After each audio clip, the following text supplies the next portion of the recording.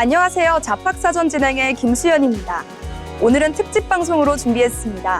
우리 삶과 가장 맞닿아 있는 곳, 일터의 변화를 들여다보는 시간입니다. 단순히 일하는 행위를 넘어 변화하는 노동시장의 흐름은 어디를 향하고 있을까요? 오늘 이 시간, 데이터와 경제라는 두 가지 시선으로 우리 일자리의 현재와 미래를 정교하게 짚어보겠습니다. 네, 먼저 첫 번째, 데이터로 본 일터 잡이슈 시간입니다. 통계와 데이터를 통해 요즘 노동시장에서 나타나는 변화를 살펴보는 시간인데요. 오늘도 숫자가 말해주는 생생한 현장의 목소리를 함께 짚어보겠습니다.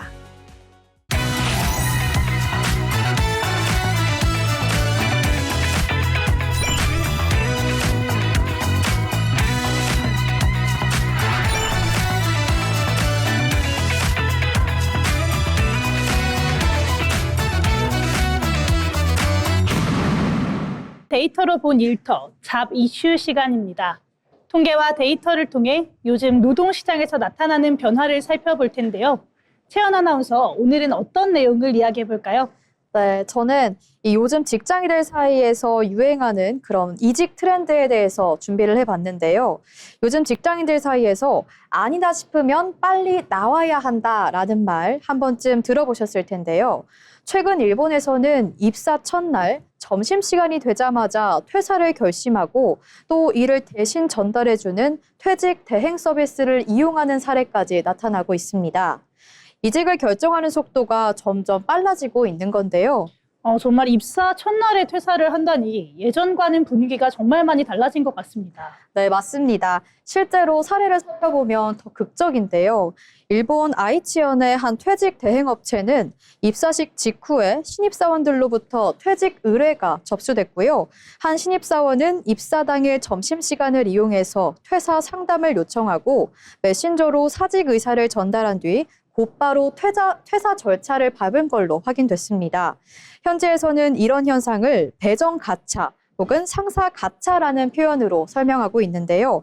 어떤 부서에 배치될지 또 어떤 상사를 만나게 될지 운에 맡겨지고 있는 구조 속에서 기대와 다른 환경이 주어지면 바로 관계를 끊어버리는 선택을 한다는 겁니다.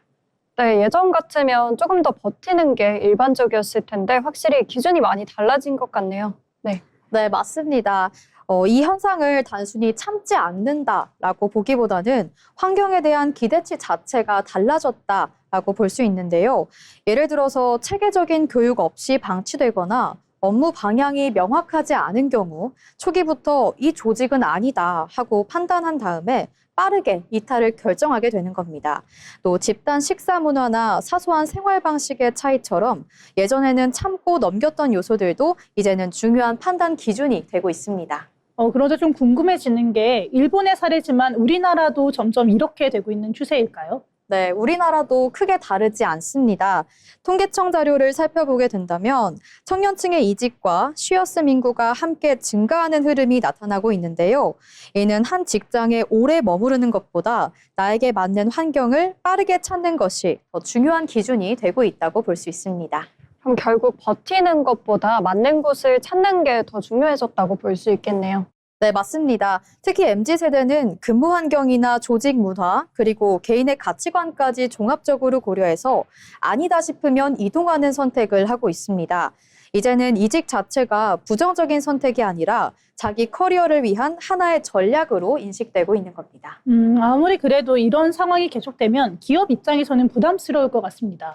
네, 맞습니다. 그래서 저는 이 변화의 핵심을 속도라고 생각하는데요. 과거에는 한 직장에서 시간을 들여서 경력을 쌓는 것이 중요했다면 지금은 나한테 맞는 환경을 얼마나 빠르게 찾느냐가 더 중요한 기준이 되고 있습니다.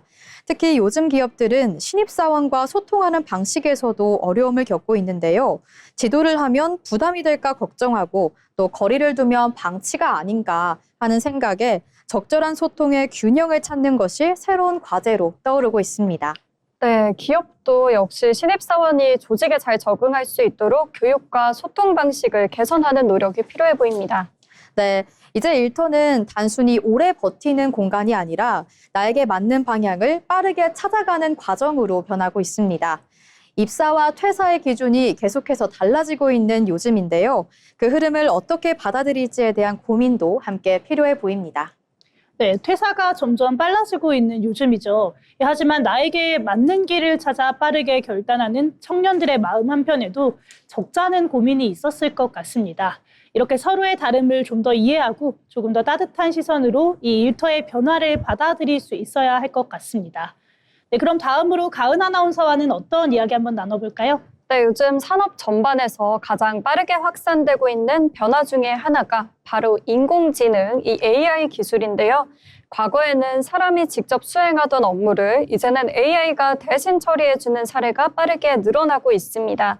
예를 들어 고객 상담이나 번역, 또 문서 작성과 데이터 분석까지 AI가 수행하는 영역이 확대되고 있는데요. 이처럼 인공지능 기술이 노동시장에 직접적인 영향을 미치면서 일자리 구조에도 변화가 나타나고 있습니다.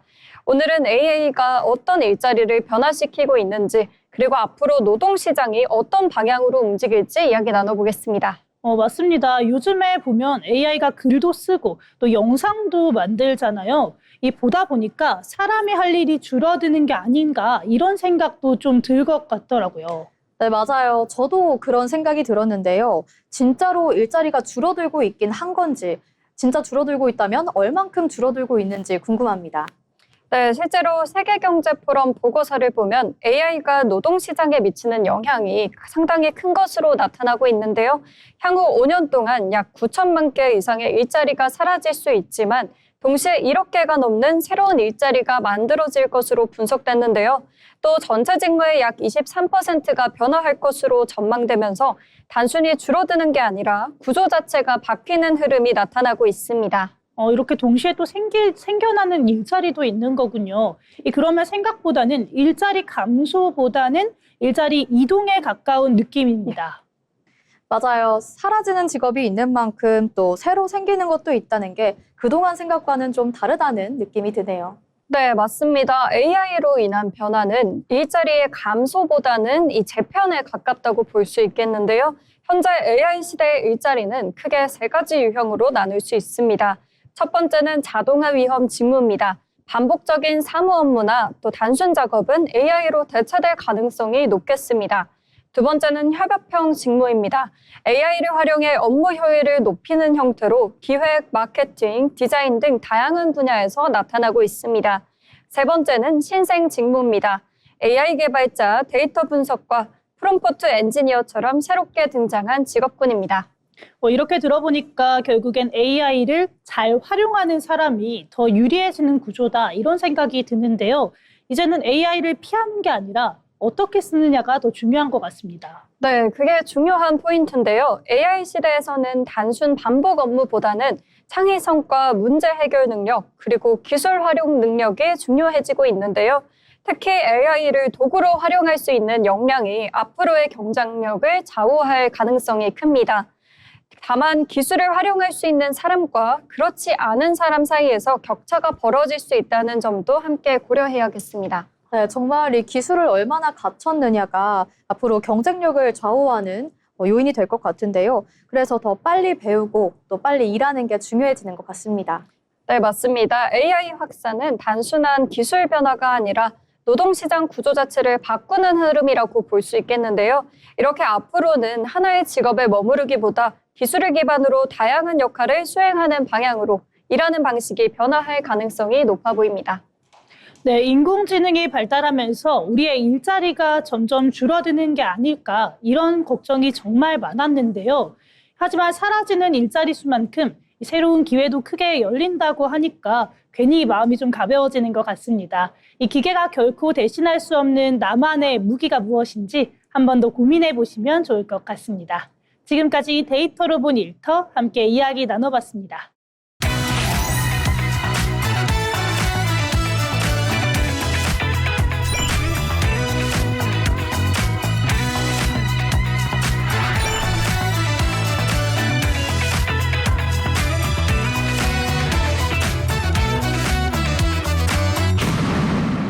데이터로 본 일터 잡이슈 시간입니다. 통계와 데이터를 통해 요즘 노동시장에서 나타나는 변화를 살펴보는 시간인데요. 요즘 취업을 준비하거나 이직을 고민할 때 가장 많이 듣게 되는 질문 중 하나죠. 연봉이 더 중요할까? 아니면 복지가 더 중요할까? 겉으로 보면 단순한 선택처럼 보이지만 막상 결정의 순간에서는 쉽게 답하기 어려운 문제입니다. 오늘 데이터로 본 일터에서는 연봉과 복지 이 두 가지를 놓고 현실적인 선택의 기준을 데이터와 함께 짚어보겠습니다. 이도아 아나운서 전해주시죠. 네, 요즘 채용 공고를 보면 연봉 못지않게 복지가 강조되는 경우가 많습니다. 유연근무제, 재택근무, 10대 지원, 자기개발비 등 복지 항목이 점점 다양해지고 있는데요. 실제로 한 취업 플랫폼 조사에 따르면 직장 선택 기준으로 연봉을 가장 중요하게 보는 비율이 여전히 높지만 워라밸과 복지를 선택한 비율도 빠르게 증가하고 있습니다. 그렇다면 지금 시대 우리는 무엇을 더 우선순위로 둬야 할까요? 먼저 각자의 입장을 들어보겠습니다. 다인 아나운서는 어떤 쪽인가요? 네, 저는 현실적으로 연봉이 가장 중요하다고 생각합니다.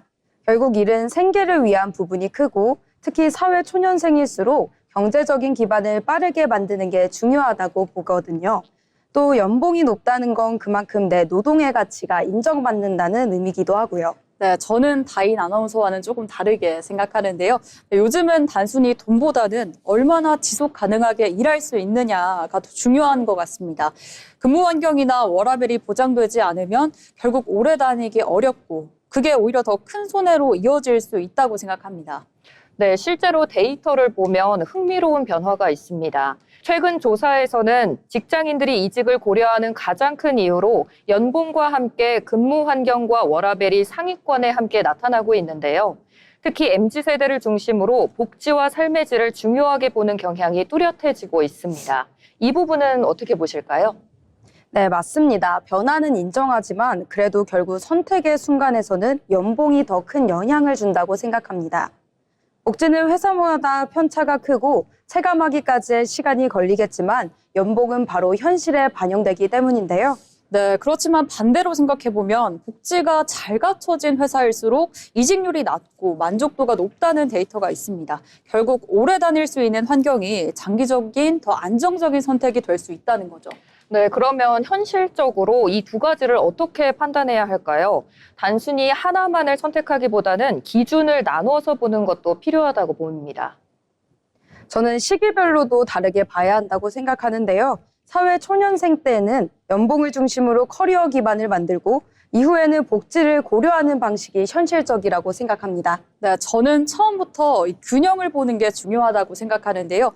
연봉이 조금 낮더라도 성장할 수 있는 환경과 지속 가능한 근무 환경이라면 그게 더 좋은 선택이지 않을까 이렇게 봅니다. 네, 결국 오늘 이야기를 정리를 해보면 연봉은 현재의 가치, 그리고 복지는 지속 가능한 미래와 연결된 선택이라고 볼 수 있을 것 같습니다. 네, 어느 하나 정답이라고 말하기는 어렵지만 분명한 건 이제는 단순한 조건 비교가 아니라 나의 삶의 방식과 방향에 맞는 선택이 더 중요해졌다는 점입니다. 오늘 이야기 나눈 이 내용이 여러분의 선택에 조금이나마 도움이 됐기를 바랍니다. 네, 다음 순서는 기다인 아나운서가 준비했습니다. 네, 오늘 제가 가져온 이슈는요. 인구 소멸 위기 속에서 역설적으로 피어오르고 있는 새로운 일자리 흐름, 바로 로카 노마드 현상입니다. 로컬과 노마드의 합성어인데요. 겉으론 지역에 정착한 듯 보이지만 데이터상으로는 언제든 최적의 근무 환경을 찾아 떠날 준비가 된 디지털 유목민을 의미합니다. 네, 지방은 일자리가 없어서 다들 서울로 올라오는 분위기인 줄 알았는데 오히려 내려가는 흐름이 있다고 하니까 의외인 것처럼 느껴집니다. 실제 데이터는 어떨까요? 네, 최근 채용 플랫폼의 조사 결과를 보면요. 이직 계획이 당장 없더라도 수도권 외 지역에서 원격 근무가 가능하다면 이력서를 상시 공개하겠다는 응답이 무려 62.1%에 달했습니다. 10명 중 6명은 어디서 일하느냐보다 어떻게 일하느냐를 이직의 핵심 조건으로 보고 있는 거죠. 그러면 그렇게 따지면 이렇게 이들에게는 지방은 피해야 할 곳이 아니라 내 업무 가치를 높여주는 새로운 업무 공간이 되는 거군요. 네, 정확합니다. 이들에게 공개 이력서는 단순히 탈출구가 아니라 공간적 가치 확인서입니다. 내가 서울을 떠나서도 지금의 몸값을 유지할 수 있는가를 테스트하는 생존 본능인 셈이죠. 네, 하지만 기업 입장에서는 한 가지 걱정도 들 것 같아요. 이 핵심 인재들이 지역으로 흩어지게 되면 이 조직의 유대감이나 또 협업 효율이 떨어지지 않을까 하는 우려가 생길 수밖에 없을 것 같은데요. 네, 그게 바로 지자체와 기업이 맞붙는 지역 유도의 핵심 갈등 지점입니다. 실제로 링크드인의 2026 글로벌 탤런트 트렌드 보고서를 보면 기업들은 이제 무작정 서울 본사로 인재를 부르기보다는 조용한 지역 허브 전략으로 맞불을 놓고 있습니다. 조용한 지역 허브요? 그러면 본사 말고 지방의 작은 오피스를 몰래 만드는 건가요? 네, 맞습니다. 새 건물을 짓는 비용 대신 지역의 유휴 공간을 파격적으로 재배치하는 겁니다. 예를 들어 제주나 강원에 워케이션 센터를 만들고 너 여기서 프로젝트 성공시키면 네 가치를 증명한 걸로 인정해 줄게라며 사내에서 새로운 근무 형태를 제안하는 거죠. 네, 서울 밖으로 나가지 말고 우리 회사가 닦아놓은 지역 허브에서 일해라 이렇게 붙잡는 거네요. 실제로 이런 유연 근무가 인재 유지에 효과가 좋나요? 네, 수치가 말해줍니다. 링크드인 통계를 보면 지역 허브나 원격 근무 환경이 잘 갖춰진 기업의 직원들은 평균 5.4년을 근속합니다. 반면 무조건 서울 출근만 고집하는 곳은 평균 2.9년에 그쳤죠. 결국 지방으로 가고 싶어? 그럼 우리 회사가 만든 지역 캠퍼스로 가. 라며 길을 열어주는 것이 인재 유출을 막는 강력한 방어선입니다. 결국 기업과 개인의 관계가 수도권 집중이 아니라 성장 파트너로 변했네요. 내가 어디에 있든 나를 성장시켜주는 회사가 최고의 직장인 셈이죠. 네, 오늘 이렇게 이야기해보니 확실하게 느껴집니다. 이제 지역은 더 이상 소멸의 대상이 아니라 직장인들이 더 높이 날아오르기 위한 새로운 활주로가 되었습니다. 기업이 이 지역 거점 활주로를 얼마나 튼튼하게 닦아주느냐가 미래 인재를 붙잡는 열쇠가 될 것 같습니다. 네, 데이터로 본 일터는 여기까지입니다.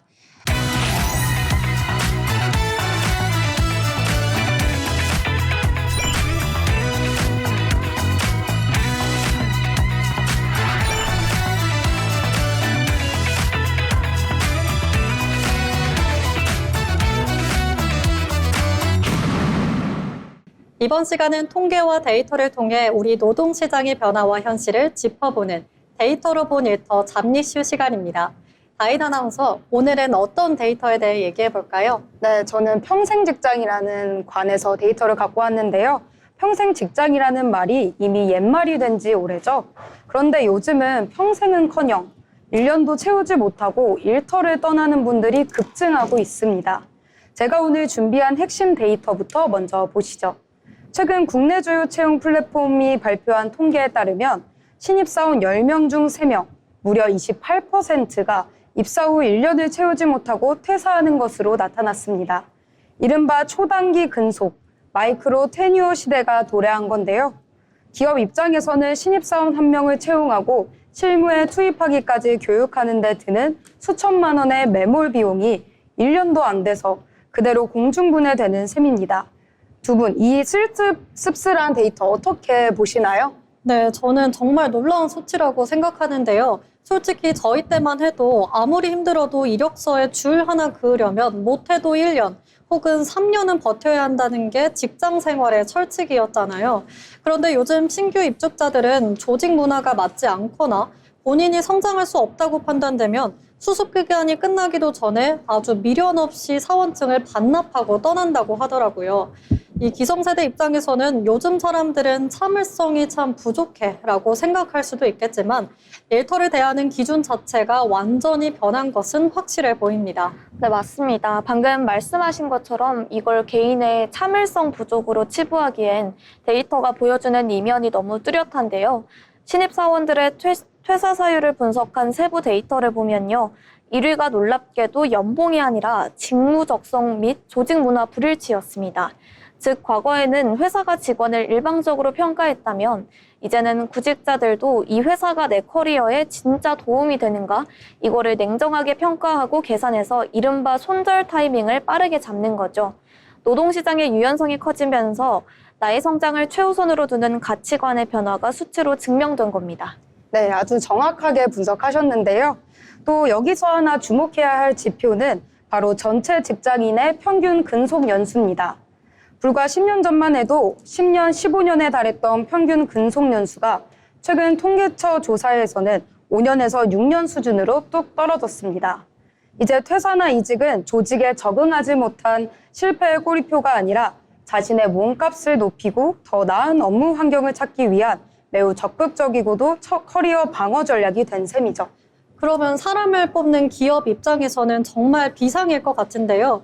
이 치열한 경쟁을 뚫고 들어온 우수 인재들이 줄줄이 빠져나가면 결국 회사 경쟁력도 엄청나게 큰 타격을 받잖아요. 네, 당연합니다. 그래서 최근 발빠른 기업들은 신규 채용 자체보다는 온보딩 프로그램, 즉 신입사원이 조직에 이탈 없이 연착륙할 수 있도록 돕는 과정에 막대한 예산을 쏟아붓고 있다고 하는데요.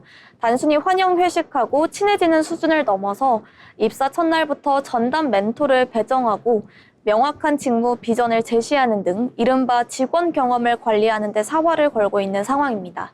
네, 그렇습니다. 이 맹목적으로 버티는 이른바 존버가 미덕이던 시대를 지나 나와 회사의 핏을 냉정하고 빠르게 따지는 초단기 근속의 시대. 기업은 이제 단순히 월급을 주는 곳을 넘어서 직원을 붙잡기 위해 매력적인 성장 비전을 끊임없이 증명해내야 하는 무거운 과제를 안게 됐습니다. 일터를 바라보는 우리의 시선도 이제는 새롭게 바뀌어야 할 것 같습니다. 네, 데이터를 통해 살펴본 것처럼 초단기 근속은 참을성 부족이 아닌 성장과 비전을 냉정하게 따져보는 가치관의 변화였습니다. 이제 기업은 인재를 붙잡기 위해 매력적인 비전을 증명해야 하고 일터를 바라보는 우리의 시선도 새로워져야겠습니다. 다음은 승현 아나운서가 준비한 주제로 이야기 나눠보겠습니다. 네, 여러분은 회사를 선택할 때 가장 중요하게 생각하는 조건 무엇인가요? 예전에는 연봉이나 직장의 안정성이 가장 중요한 기준이었다면 최근에는 또 하나 빠질 수 없는 요소가 있습니다. 바로 사내 복지인데요. 오늘은 데이터를 통해 달라지고 있는 직장인들의 복지 인식과 기업들의 변화된 모습을 살펴보도록 하겠습니다. 요즘은 좋은 회사의 기준이 참 많이 달라진 것 같은데요. 단순히 월급을 많이 준 회사보다 직원들의 삶까지 신경 써주는 회사 분위기가 더 선호되고 있는 시대인 것 같습니다. 네, 특히 워라밸이라는 말이 익숙해지면서 복지는 이제 단순한 혜택이 아니라 직장 만족도를 결정하는 중요한 요소가 되고 있습니다. 네, 그렇다면 직장인들이 실제로 중요하게 생각하는 복지는 무엇일까요? 우선 최근 조사 결과를 보면 많은 직장인들이 가장 관심을 갖는 부분은 유연한 근무 환경과 충분한 휴식 보장으로 나타났습니다. 아무래도 하루 대부분을 회사에서 보내다 보니 개인의 시간을 얼마나 보장받을 수 있는지도 중요해졌습니다. 네, 실제로 그 재택근무나 선택근무제처럼 출퇴근 시간을 조절할 수 있는 제도를 도입하는 기업도 늘고 있는데요. 업무 효율을 높이면서도 개인 생활을 유지할 수 있다는 점에서 긍정적인 반응을 얻고 있습니다. 네, 맞습니다. 그렇다면 기업들은 직원들을 위해 어떤 복지를 제공하고 있을까요? 기존에는 식사 지원이나 명절 선물 같은 복지가 중심이었다면 최근에는 건강과 성장, 개인의 취향까지 고려한 다양한 복지가 등장하고 있습니다. 맞습니다. 이 건강검진 지원이나 심리상담 프로그램은 물론이고요. 취미활동비 지원, 자기개발비 지원처럼 직원들이 원하는 분야에 직접 사용할 수 있는 복지도 점차 늘어나고 있습니다. 네, 결국 복지도 회사가 주는 혜택에서 직원이 체감하는 경험으로 변화하고 있는 듯한 모습인데요. 그런데 한편으로는 모든 직원이 같은 복지를 필요로 하진 않을 것 같습니다. 네, 맞습니다. 바로 이 점 때문에 최근 기업들이 주목하는 것이 선택형 복지 제도입니다. 직원이 자신의 상황에 맞게 건강관리, 문화생활, 자기개발 등 필요한 항목을 직접 선택하는 방식입니다. 네, 그리고 그것은 직원 만족도도 높이고 기업 입장에서도 복지 활용도를 높일 수 있다는 장점이 있네요. 네, 맞습니다. 네, 그렇다면 앞으로 사내복지는 어떤 방향으로 발전할까요? 단순히 더 많은 혜택을 제공하는 것을 넘어 직원 개개인의 삶과 성장을 지원하는 방향으로 변화할 것으로 보이는데요. 결국 좋은 인재를 확보하기 위해서는 좋은 근무 환경을 만드는 게 중요할 것 같습니다. 네, 직원이 행복하게 일할 수 있는 환경이 곧 기업 경쟁력으로 이어지겠습니다. 네, 과거에는 얼마나 많은 복지를 제공하는가가 중요했다면 이제는 직원에게 얼마나 필요한 복지인가가 중요해지고 있습니다. 변화하는 일터 속에서 기업과 직원이 함께 성장할 수 있는 복지 문화, 앞으로는 어떤 모습으로 발전해 나갈지 기대됩니다. 지금까지 데이터로 본 일터였습니다. 사대복지는 얼마나 많이 주느냐보다 얼마나 필요한가가 중요한 시대가 됐습니다. 직원을 위한 맞춤형 복지가 앞으로의 일터를 더욱 바꿔나갈 것으로 보입니다. 좋은 복지는 직원의 만족도를 높이는 것을 넘어 기업의 경쟁력으로도 이어질 수 있을 텐데요. 직업과 기업에 함께 성장하는 복지 문화가 더욱 확산되길 기대해 봅니다. 지금까지 데이터로 본 일터였습니다.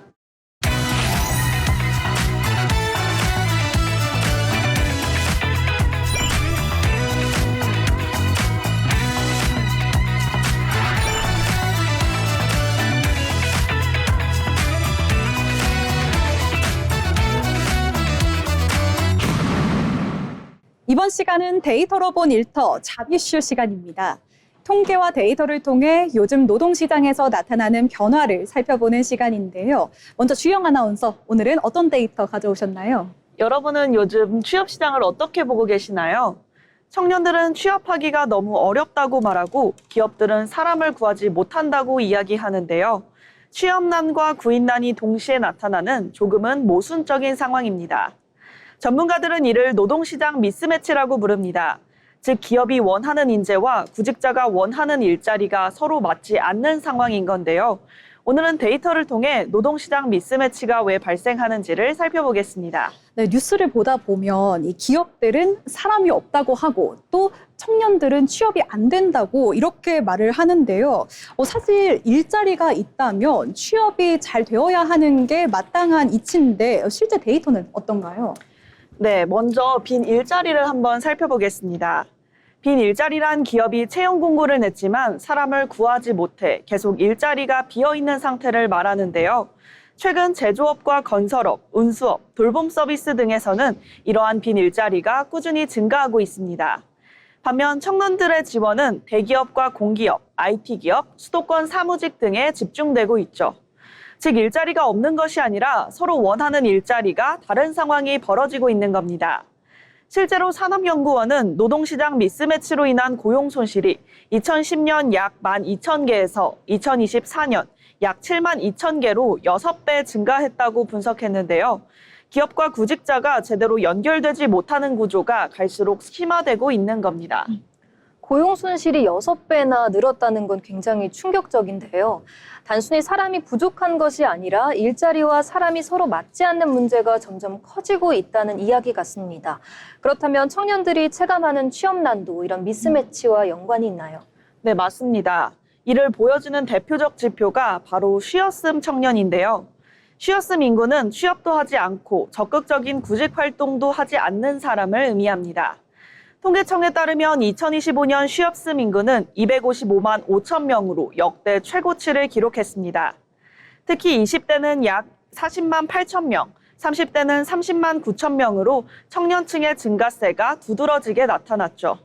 이는 원하는 일자리 자체를 구하지 못해서 잠시 멈추는 청년들이 늘고 있다는 의미로 해석할 수 있습니다. 기업은 사람을 구하지 못하고 또 청년들은 취업을 하지 못하는 상황이 굉장히 아이러니한데요. 같은 노동시장 안에서도 이런 현상이 계속 나타난다는 게 신기한 현상입니다. 전문가들은 이런 부분이 왜 나타난다고 보고 있나요? 네, 전문가들은 노동시장 미스매치의 가장 큰 원인을 기업과 구직자의 눈높이 차이로 보고 있습니다. 기업은 현장에 바로 투입할 수 있는 실무형 인재를 원하지만 청년들은 안정적인 근무 환경과 높은 연봉, 수도권 사무직을 선호하는 경향이 있기 때문이죠. 또 제조업과 건설업처럼 인력이 부족한 산업은 지원자가 적은 반면 일부 인기 직무에는 지원자가 몰리면서 산업 간 인력 불균형도 커지고 있습니다. 결국 노동시장의 문제는 일자리가 부족해서가 아니라 일자리와 사람이 서로 연결되지 못하는 구조적인 문제라고 볼 수 있는데요. 과거에는 얼마나 많은 일자리가 만들어질 것인가가 중요한 과제였다면 이제는 변화하는 산업이 필요로 하는 인재와 구직자를 얼마나 효과적으로 연결할 수 있는 것인가가 더욱더 중요한 과제로 떠오르고 있습니다. 네, 그렇습니다. 이번 데이터를 통해서 살펴본 것처럼 우리 노동시장의 문제는 단순히 일자리가 부족해서 생기는 것이 아니었습니다. 기업은 필요한 인재를 찾지 못하고 청년은 원하는 일자리를 찾지 못하는 이 노동시장의 미스매치가 점점 심화되고 있었는데요. 앞으로는 구직자와 기업의 눈높이 차이를 줄이고 변화하는 산업 구조에 맞는 인재를 효과적으로 연결해 나가는 노력이 무엇보다 중요해질 것으로 보입니다. 그럼 계속해서 현경 아나운서와는 어떤 이야기 나눠볼까요? 네, 오늘 데이터로 본 일터에서는 청년 고용 시장에 나타난 새로운 변화를 살펴보겠습니다. 지난 5월 상용 근로자가 외환 위기 이후 처음으로 감소했는데요. 특히 감소폭이 20, 30대 청년층에 집중되면서 안정적인 일자리 문턱이 높아지고 있다는 분석이 나오고 있습니다. 네, 상용 근로자라면 일반적으로 이 정규직에 가까운 일자리잖아요. 어떤 변화가 있었나요? 네, 국가데이터처에 따르면 지난 5월 상용 근로자는 1,674만 명으로 1년 전보다 7,000명 감소했습니다. 상용 근로자가 전년 같은 달보다 줄어든 것은 외환위기 여파가 이어지던 1999년 이후 처음인데요. 특히 20대는 16만 4천 명, 30대는 3만 4천 명 감소해 청년층 감소폭이 가장 컸습니다. 그럼 혹시 청년층에서도 특히 감소한 업종이 따로 있었나요? 네, 가장 눈에 띄는 곳은 정보통신업입니다. 20대 상용직은 정보통신업에서 5만 7천 명 줄어 제조업보다 감소폭이 더 컸습니다. 반면 30대 정보통신업 상용직은 오히려 증가했는데요. 업계에서는 기업들이 신입보다 실무 경험이 있는 경력직 채용을 확대하는 흐름이 반영된 것이라고 설명했습니다. 네, 이런 흐름 속에서 최근 AI 확산도 이런 변화와도 관련이 있다고 하는데요. 구체적으로 어떤 내용일까요? 네, 생성형 AI가 반복적인 코딩이나 문서 작성 업무를 대신하면서 사회초년생의 업무가 줄고 있다는 이야기입니다. 다만 정부는 AI가 채용 감소의 직접적인 원인이라고 단정하기는 어렵다는 입장인데요. 실제로 연구개발과 엔지니어링, 전문 서비스업에서도 30대 상용직 감소가 나타나면서 산업 전반의 채용 환경 변화가 함께 영향을 미친 것으로 분석됩니다. 결국 청년들이 안정적인 일자리를 얻기가 예전보다 더 어려워지고 있다는 의미로 볼 수 있겠네요. 네, 기업들이 즉시 업무를 수행할 수 있는 인재를 선호하면서 신입 채용의 문턱이 점차 높아지고 있는 모습인데요. 이에 정부도 청년 고용을 최우선 과제로 삼고 업종별 고용 동향을 면밀히 분석해 추가 대책을 마련하겠다고 밝혔습니다. 네, 이 외환 위기 이후 처음으로 이 상용 근로자의 비중이 줄어드는 등 안정적인 일자리가 사라지는 이러한 흐름 속에서 이 실무 경험과 직무 역량이 어느 때보다 또 중요한 경쟁력이 될 것 같습니다. 오늘 데이터로 본 일터 여기서 마치겠습니다.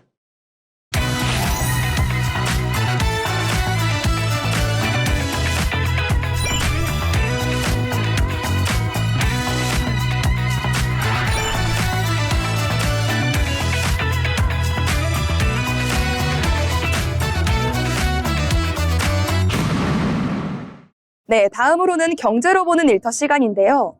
경제의 변화는 곧 일의 방식과 일자리의 모습에도 영향을 미치죠. 이번 시간에는 경제의 흐름을 통해 산업과 일터의 변화에 대해 알아보겠습니다. 함께 보고 오시죠. 네, 거대한 경제 흐름 속에서 우리의 일터를 조명하는 시간, 경제로 보는 일터입니다. 오늘은 생성형 AI가 화이트 칼라 일자리에 미치는 구체적이고도 파급 효과를 분석합니다. 골드만삭스는 AI가 전 세계 3억 개의 정규직 일자리에 영향을 미칠 것이며 특히 미국과 유럽 일터에서 수행되는 업무의 약 25%가 자동화될 것으로 전망했습니다. 타격의 중심은 사무직과 행정직 등 전통적인 화이트 칼라 직군입니다. 실제 기업들의 채용 동향에 수치적인 변화가 나타나고 있습니다. IBM은 인사와 재무 등 고객을 직접 대면하지 않는 백오피스 업무의 30%를 향후 5년 내 AI로 대체하겠다고 말했습니다.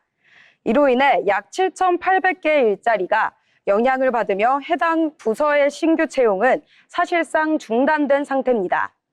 방대한 데이터를 수집하고 분류하는 주니어급의 사무노동 수요가 가장 먼저 삭감되고 있습니다. 콘텐츠 기획 및 미디어 산업의 공정 역시 재편됐습니다. 과거 여러 명의 인력이 필요했던 영상 제작은 1인 체제로 압축되고 있습니다.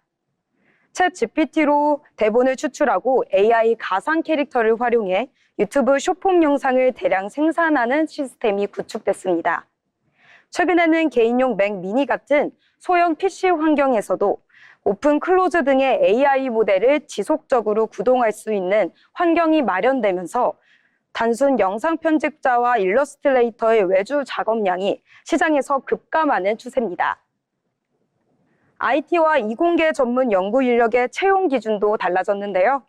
마이크로소프트의 연구에 따르면 깃허브 코파일럿 등 AI 보조 도구를 사용한 개발자의 코딩 속도는 55% 향상됐습니다. 이에 따라 IT 기업들은 단수 코딩을 담당하는 신입 개발자 채용을 대폭 줄였습니다. 또한 계산 나도 광학 분야의 복잡한 광학 시뮬레이션이나 스마트 보안 영역의 암호학 알고리즘 검증 과정에서도 AI가 기초 연산과 변수 분석을 직접 수행하면서 보조 연구원들의 실무 비중이 빠르게 축소되고 있습니다. 채용 시장의 핵심 평가 지표는 지식의 암기에서 프롬프트 엔지니어링과 검증 역량으로 이동했습니다. AI 모델에 정확한 데이터를 입력해 최적의 결과값을 도출하는 능력, 그리고 AI가 작성한 코드에 시스템적 오류나 보안 취약점을 찾아내 아키텍처를 재설계하는 역량이 필수적입니다. AI 툴 활용 능력이 곧 직무 생산성 및 개인의 연봉과 직결되는 구조가 자리 잡았습니다. 노동시장의 양극화는 수치로 가시화될 전망입니다.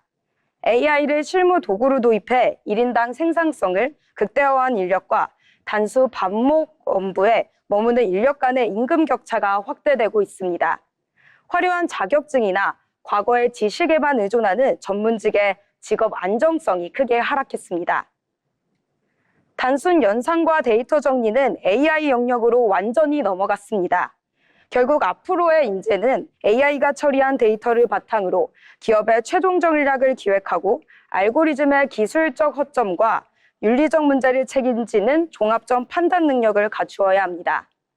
일터의 생산성 혁명 속에서 각 직무의 근본적인 체질 개선이 필요한 시점입니다. 지금까지 경제로 보는 일터였습니다.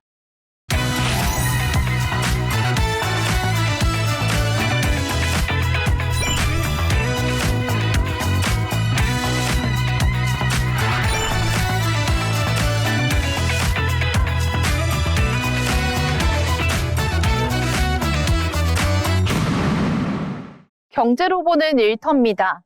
포렌식이란 단어가 정말 생소하죠? 포렌식 전담팀이란 디지털 증거를 추출, 분석하는 전문 조직을 말합니다. 최근에는 로펌, 국가기관, 지방기관 등에서 신습 대응을 위해 전담 부서를 신설하고 확대하는 흐름이 확인되면서 특히 법조계에서 유용하게 사용되고 있습니다. 그러면 K-디스커버리는 과연 무엇일까요? 한국형 증거 제시 제도. 한국형 디스커버리는 소송 과정에서 한쪽 당사자가 보유한 증거를 상대방이 요구해 확보할 수 있는 증거 개시 제도인데요. 기존 당사자가 제출한 자료에만 의존하던 구조에서 서서나 이메일, 메신저, 내부 보고서 등 디지털 자료까지 소송 과정에서 드러나게 됩니다. 그동안 기술 탈취 분쟁에 국한된 포렌식 대응이 지식재산권 분쟁과 민사소송 전반으로 확장될 것이란 관측이 나오고 있습니다. 간단하게 말해서 K-디스커버리를 통해서 원고 쪽의 입증 책임 활동 부담을 완화시키는 거죠. 그러면 이 K-디스커버리가 왜 이렇게 이슈일까요? 디지털 증거의 진정성이 소송 결과를 가르는 사례가 늘면서 로펌 업계에서 디지털 포렌식 역량이 핵심 경쟁력으로 떠오르고 있기 때문인데요. 법조계에 따르면 국내의 상위 10개 로펌은 각각 디지털 포렌식 전담팀을 앞다퉈 꾸리면서 경찰, 검찰, 디지털 수사 출신 전문가와 소프트웨어 연구원, 외국 변호사 등을 경쟁적으로 영입하고 있습니다. 업계 최대 규모는 김앤장입니다. 김앤장의 리걸테크팀은 무려 170명 규모로 업계 최대이고요. 태평양 BKL 디지털 포렌식 센터는 해킹 사건을 대응을 위한 데이터 로그 분석 역량을 앞세우고 있습니다. 더불어 화우 디지털 포렌식 센터는 변호사 27명에 포렌식 전문위원과 전문 리뷰어까지 갖춰 기업 내 데이터 거버넌스 자문에 특화했는데요. 이외에 세종 포렌식 디스커버리 센터는 AI 생성물 등 디지털 산출물의 원본 검증 역량을 차별화 포인트로 내세웠고, 지평 디지털 포렌식 센터는 자체 구축한 법률 AI와 검색 증강 생성 시스템을 통해 방대한 데이터에서 핵심 증거를 빠르게 추출하는 역량을 강점으로 꼽고 있습니다. 여기서 독특한 점은 율촌 디스커버리 센터입니다. 오는 6월에 화이트 해커 영입을 예고하면서 기술 수출 대응에 공을 들이고 있습니다. 챗 GPT 등 생성형 AI 활용이 일상화되면서 포렌식의 무게감은 한층 더 무거워지고 있습니다. 한국형 디스커버리 제도 도입이 가시화한 데다가 생성형 인공지능 활용이 일반화하면서 기업과 로펌 모두 데이터 기반 분쟁 대응 체계를 재구성하고 있는데요. 인공지능 활용을 기술 그리고 로펌까지 스며드는 시간. 지금까지 경제의 흐름 속에서 일터를 살펴보는 시간, 경제로 보는 일터였습니다.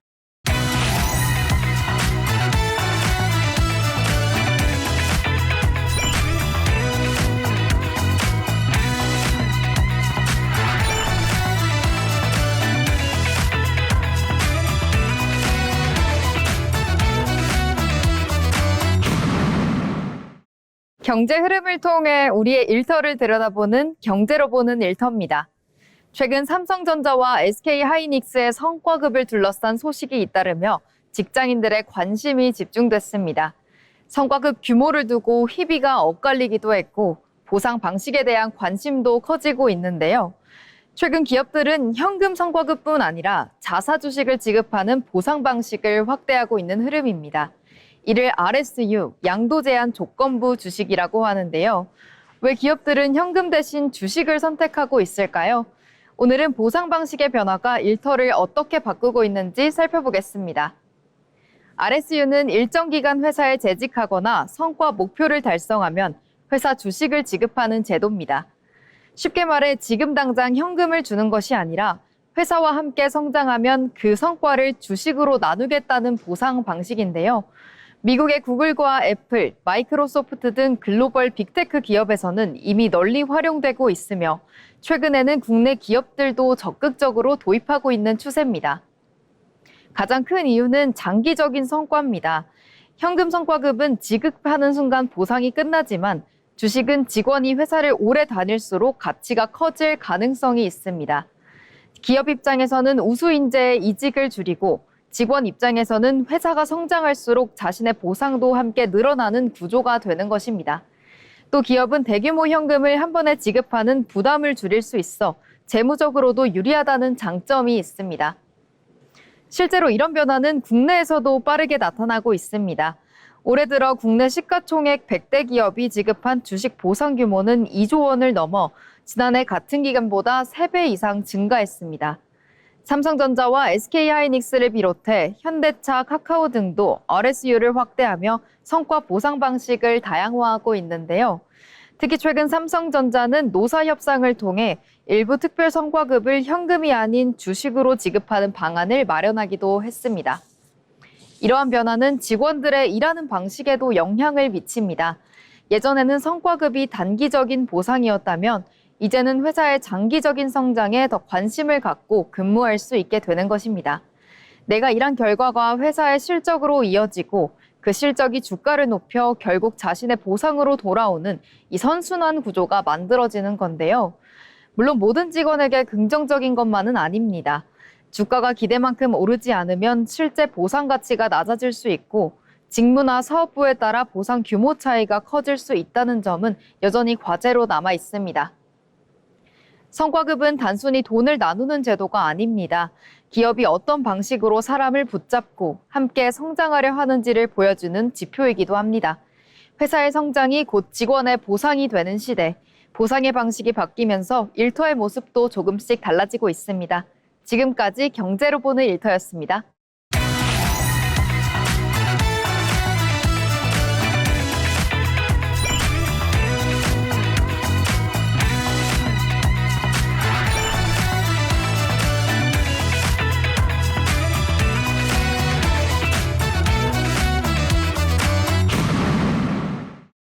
네, 경제 흐름을 통해 우리의 일터를 들여다보는 시간, 경제로 보는 일터입니다. 뉴스에서 원달러 환율이 올랐다는 말은 자주 듣는데 이 숫자가 내 일자리와는 무슨 관계가 있는지 체감하기 쉽지 않습니다. 하지만 환율은 기업이 물건을 사고 파는 비용을 바꾸고 또 투자와 채용 계획에도 영향을 주는 건데요. 오늘은 환율 상승이 기업과 우리의 일터를 어떻게 바꾸는지 함께 살펴보겠습니다. 네, 환율이 오르는 것은 같은 1달러를 사기 위해 더 많은 원화가 필요하다는 뜻입니다. 이 해외에서는 원유나 원재료, 부품을 들여오는 기업은 같은 물건을 사더라도 더 많은 비용을 내야 하는 건데요. 원가 부담이 커지면 제품 가격을 올리거나 다른 비용을 줄이는 방안을 고민하게 됩니다. 반면 달러로 수출 대금을 받는 기업은 이를 원화로 바꿀 때 매출이 늘어나는 효과를 기대할 수 있습니다. 네, 그렇다고 환율 상승이 모든 수출 기업의 호재인 것은 아닙니다. 수출을 많이 하더라도 원재료와 부품을 해외에서 들여오거나 달러로 갚아야 할 빚이 많다면 비용 부담도 함께 커질 수가 있는 건데요. 특히 반도체나 원유, 2차 전지 소재처럼 수입을 쉽게 줄이기 어려운 사업은 환율 상승이 조달 비용으로도 이어질 가능성이 큽니다. 네, 결국 기업이 미치는 영향은 수출액뿐만이 아니라 수입 원가와 외화 부채 구조도 함께 살펴볼 필요가 있겠습니다. 네, 이러한 차이는 기업의 채용 여력에도 영향을 줍니다. 이 수출 증가로 수익성이 좋아진 기업은 설비 투자와 신규 채용을 늘릴 여유가 생길 수 있습니다. 반대로 원가 부담이 커진 기업은 채용 계획을 늦추거나 인력 운영을 보수적으로 가져갈 수가 있는 건데요. 같은 환율 상승기에도 어떤 업종은 일자리가 늘어날 수가 있고 또 어떤 업종은 고용 증가세가 둔화될 수가 있습니다. 다만 이 환율과 채용이 항상 같은 방향으로 움직이는 것은 아니며 세계 경기와 이 제품 수요 등 다른 조건도 함께 영향을 미치게 됩니다. 네, 기업의 일하는 방식도 달라지게 됩니다. 해외에서 물건을 들여오는 기업은 조달처를 여러 국가로 분산하고 또 국산 부품이나 대체 원료를 찾게 되는데요. 환율 변동으로 인한 손실을 줄이기 위해 환해지와 외화 자금 관리의 중요성도 커집니다. 이 수출 기업은 거래 가격과 결제 통화를 다시 검토하고 생산 현장 역시 비용을 줄일 방법을 찾게 됩니다. 환율 관리가 이 재무 부서만의 업무가 아니라 회사 전체의 과제가 되는 셈입니다. 네, 환율 상승은 수출 기업의 기회가 될 수는 있지만 수입 비용과 물가, 외화 부채 부담을 높일 수가 있습니다. 따라서 환율이 올랐다고 채용이 무조건 늘거나 줄어드는 것은 아니라고 볼 수 있겠습니다. 기업이 무엇을 수출하고 어떤 원료를 수입하며 환율 위험이 얼마나 대비했는지에 따라 결과가 달라지는 건데요. 결국 중요한 것은 환율의 방향보다 기업이 그 변화를 얼마나 잘 대응하느냐입니다. 네, 환율은 금융시장에 표시되는 숫자지만 그 영향은 공장과 사무실, 매장까지 이어지게 됩니다. 기업의 비용이 달라지면 투자와 채용 전략이 바뀌고 또 그 변화는 다시 일자리의 수와 일하는 방식에 영향을 주게 됩니다. 환율을 이해하는 것은 경제의 흐름뿐 아니라 내가 일하는 현장의 변화까지 읽을 수 있게 됩니다.